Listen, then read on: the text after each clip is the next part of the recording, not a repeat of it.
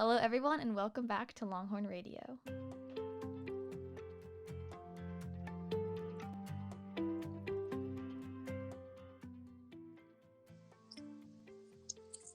We are your co-hosts, Elizabeth Grist, Shreya Sonone, and Desi Bonev, and welcome to episode 3, Hypotheticals. Before we begin, here are a few quick announcements.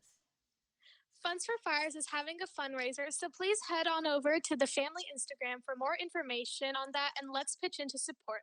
And finals will be held from Wednesday the 16th to Friday the 18th, so good luck, Longhorns.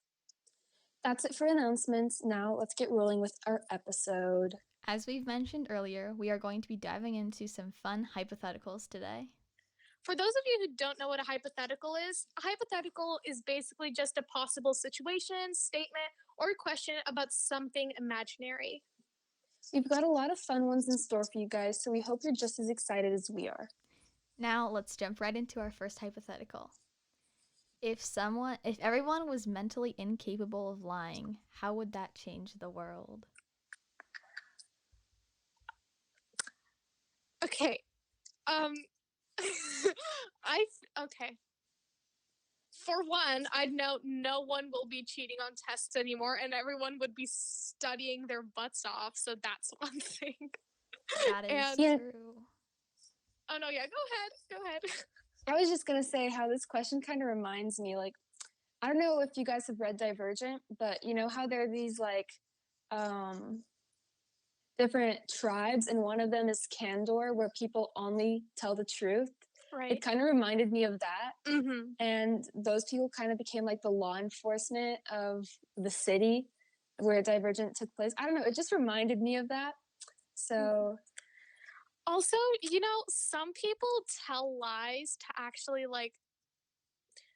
help people. There's some situations where you need to lie to get out of trouble or get out of danger.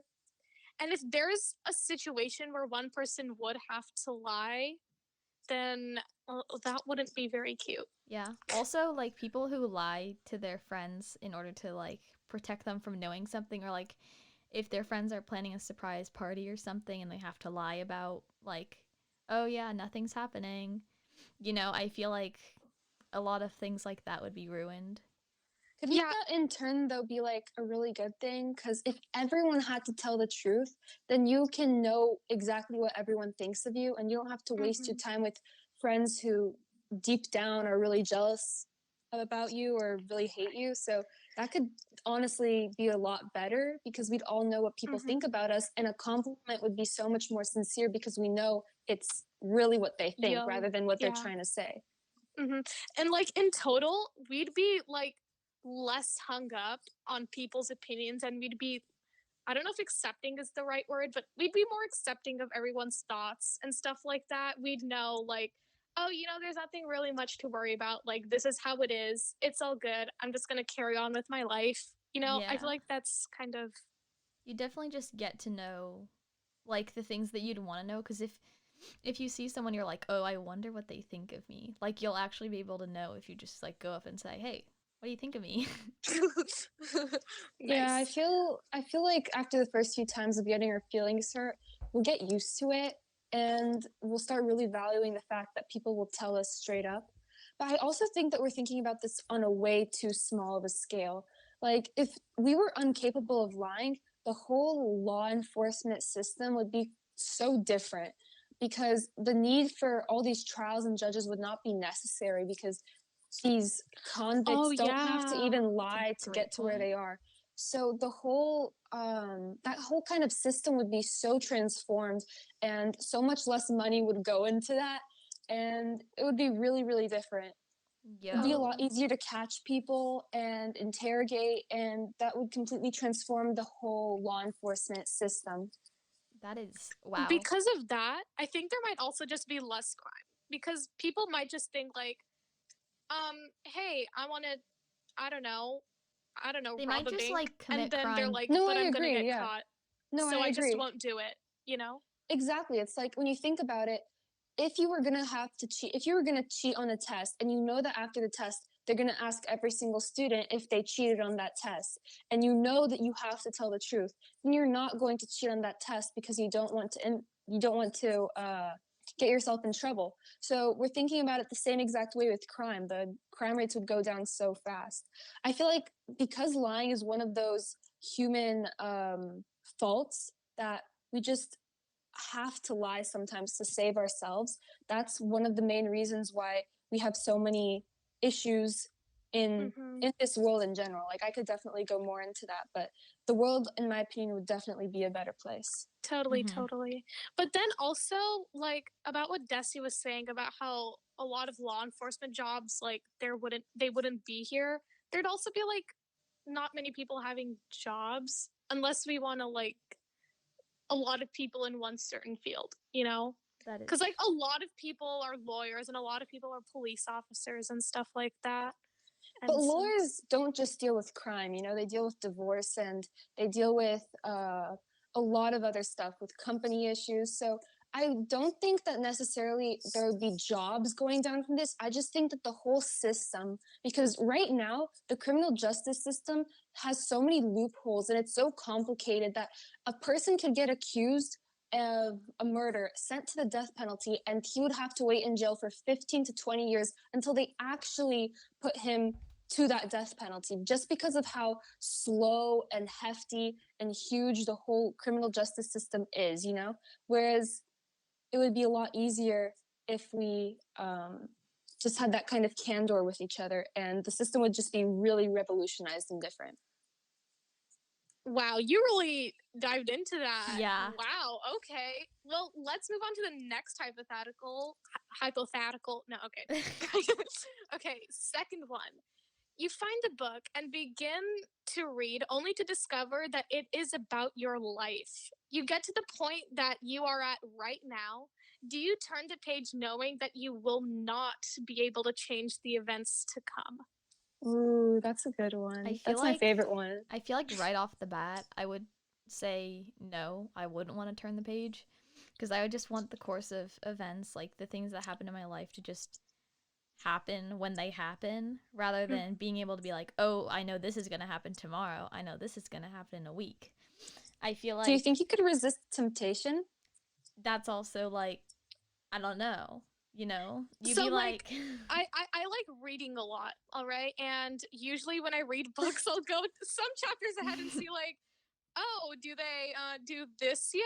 Or, oh, is this gonna happen? And I kind of read, like, little bits, and I'm like, oop, it's gonna happen, and I just know it, all right? But in this case, I would okay, say, okay, I'm gonna apply for a job in the next week, and then I end up flipping the page and actually saying that I'm not gonna get the job, then I might be scared, and that might, like, freak me out about job interviews now, because, like, my self-esteem is just gonna, you know, and I will definitely not be able to perform in the interview properly in the first place anyway. So, you know, I might, like, chicken out of stuff because I know, like, does that make sense? I don't know if that makes sense. That does make Okay, sense. I'm gonna Google your guys' mind for a quick sec, but Go ahead. you talking about the job interview, you flip to the page and see you did not get the job, which makes you think that you either performed really badly or you did something, which makes you scared, and then you go to the job interview and you flunk and you don't get the job. Or you decide to change the course of the future and not go to your job interview, which in the end also means that you don't get the job. So it's kind of like, the idea of flipping to the next page means that that's going to happen no matter what you do. And that's a really hard thing for me to swallow.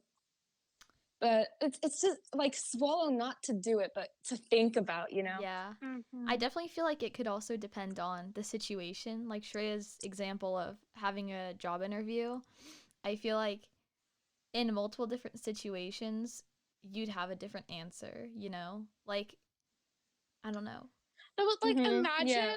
like, if I'm gonna write a college application to something, knowing that I'm not gonna get into the college is just gonna suck writing that application. Mhm. I'm just gonna be like, oh, great, love this. You know, I'm just writing for something I know I'm not gonna get into, and But that's what gonna if be, like, you- really breaking, you know? What if you But don't turn the that's page, what I'm though? saying. Because you turned the page and found out that you're gonna not get into the job application, you're gonna write the application feeling that way and make a really bad one. You know what I mean? Or I don't know, not a bad one, but you're not manifesting your success. You know, if I had that power, I'd just see how many pages are left. Oh. Yeah, That is that's a good it. point. Just put the book What down if- after that.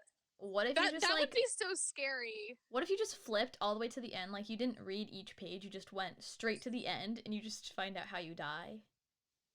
I would feel so traumatized to do that. That reminds me of the question, would you rather find out how you die or when you die? Have you guys heard of it? Yeah, Oh yeah. 100% when. I just imagine finding out how you die and it's like a car crash and I'll just be scared to go in cars for the rest of my life. You know what I mean? Mm-hmm. Yeah. What happens if you discard the book? Will that affect anything, or is that just gonna, like, say you burn the book? What if you're like, yeet, no, I'm not Nah, dealing with I that feel right like that now? wouldn't really change anything because like what's in the book is still the course of events, and I feel like if you burn it, it's like it's still there, you know? I see. Yeah. All right. Do we want to go into the next question now? Yes. Yes. For Okay. sure. Okay, I think I'm reading the last one. Yes. Okay. If, when you die, someone takes. Okay, hold on. Okay, let me start from the beginning. When you die, someone takes the VR headset off of your head and asks how the virtual life was. What's the first thing you say? I'd be like, excuse me? I was not told this was gonna happen. This was not in the instruction manual. Yeah. Oh my god. No, I'd freak out. My whole life was a simulation. That. Yeah, that's just I don't know, that's hard to comprehend. No, I definitely look up at the person who took my VR headset off and be like, God? Am I in heaven? I don't know how your brains would work so fast. Like, I would not realize that I just lived a virtual life. I would just think I just got resuscitated from the dead, got put back into life. I don't know. No, but yo, imagine if that does happen. There was like this whole control center of people controlling the world that we know of today.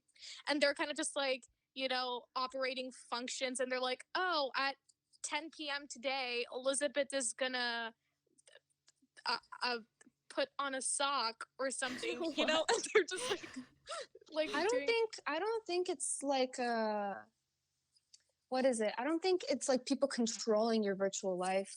Well, I mean, they do have to like code the whole virtual part of it, but just knowing that your whole family and friends are all virtual, just like, I would ask if any of my friends also died. Like, my friends who died were also in the reality that I'm in right now. Have you guys watched the movie The Truman Show? Yeah, I have. It's kind of like that. So yeah, it is. So basically, there's this guy. Yeah, I've seen it. Sorry, that I was lagging. Oh, nice. All right. So basically, he's like in this fake world that's kind of like a reality TV show, and everyone in that little space are actors. His wife, his dad, everything. But he's the only person that doesn't know that he is like a televised, person that people are actually watching. There's cameras everywhere, right? Yeah, there is cameras. The whole everywhere. world is watching him like a reality show. Yeah, and then at the end, he's like, okay, things are getting a bit jank. And then he finds out that the sky is actually like a wall. And then he opens the door and he comes out into the real world. And that was just a big set, which is super, like, that's what it would be like. As scary as that sounds, I think I'd... Yeah. Also, back to the original question, I feel like after I'd realized that that was all a simulation, I'd be like, it'd be so scary to go back to the real world where you don't have any friends because all you know is the virtual life. How old would you be when they took off your VR headset? What if you didn't age, but you lived your whole life in a simulation and you aged to like 100? Have you guys ever watched Inception? I have not. It kind of deals with similar things, not virtual life, but people. It's about it has Leonardo DiCaprio in it. It's a really great movie. I love it. I've watched it many times. It's about how people kind of they kind of go into their dreams and they control what goes on in their dreams. And when they go to bed and they go inside of their dreams, time takes so much longer in their dreams. Like 1 second in real life is like 3 days in their dream, for example. And they start going to a dream within a dream, and then a dream within a dream within a dream. And like the more they go in, the longer time expands. And they kind of like live out a whole life in these like subconsciouses. And when they wake up, like a minute has passed. Mm-hmm. So I'm assuming it would be something like that. Yeah, that's scary. Really scary. I don't know how to deal with it. Okay. All right, so this has been super fun, guys. I hope you guys could have like followed us along and shared a bit of your own thoughts with this episode. Thank you so much to all of our listeners for tuning in. We hope it was interesting.